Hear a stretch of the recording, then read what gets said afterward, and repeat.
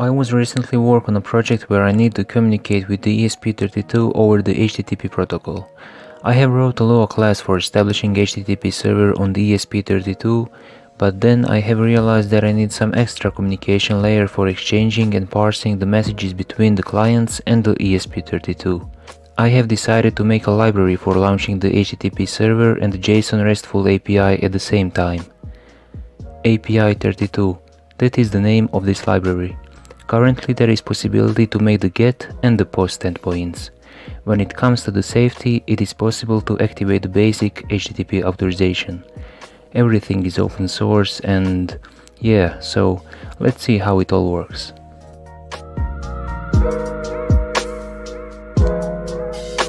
As usual, I have committed all my code to the GitHub repository, which link you can find in the description below.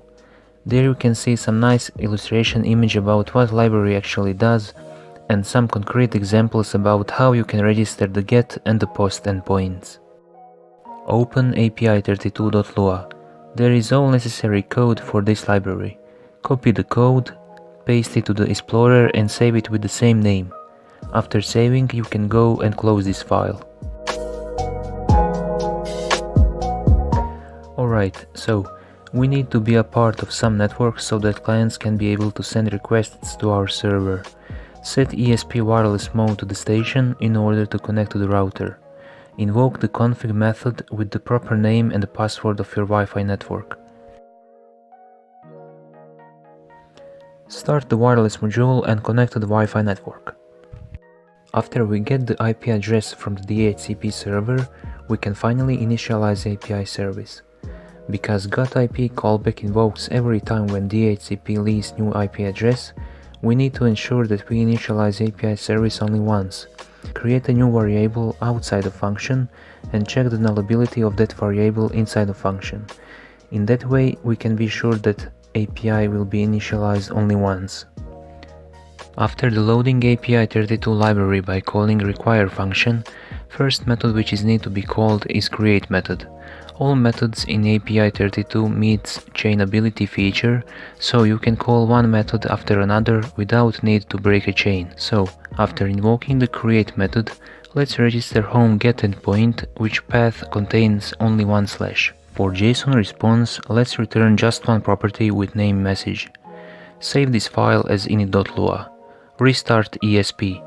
From terminal window, copy the IP address that is returned from the DHCP server. Paste address to the web browser and there you go. You got response directly from the Api32 published on the ESP.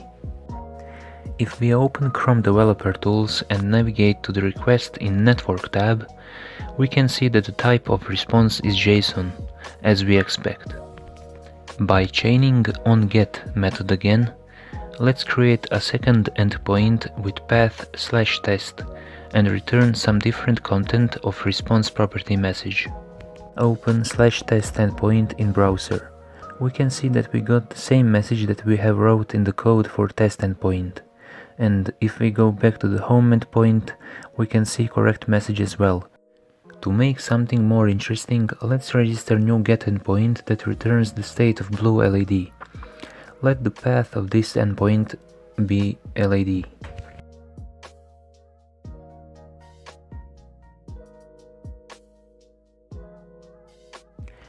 Response will be composed of two properties.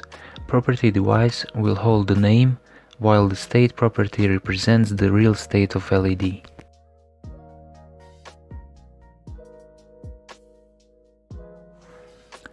To be sure that endpoints work well, let's turn on the LED by sending gpio.write command. There is number 1 now, so it works. Turn LED off, refresh endpoint, there is 0. Yup, it works perfectly. Why not be independent of Explorer and control the LED with HTTP request? It is possible. Create the new POST endpoint and write the code that will take the property named state from received JSON request and write the value of that property directly into the GPIO pin of blue LED. As a response of this function, let's return the new state of LED. For sending POST request, I will use this tool with name Postman, which link you can find in description below. While you write JSON request into HTTP request body, make sure that you write the same name of properties as you named it in API. So if you name property as state, you need to write the exactly same name here in Postman. By sending 1 as a state value to the POST Endpoint LED, you will turn the LED on. And by sending 0 to the same endpoint, LED will go off. For the end, let's see how we can protect API by unauthorized access. Open GitHub repository and scroll down to the security section, where you can find the example code for activating basic HTTP authorization. Copy the configuration LUA table and paste it to your API.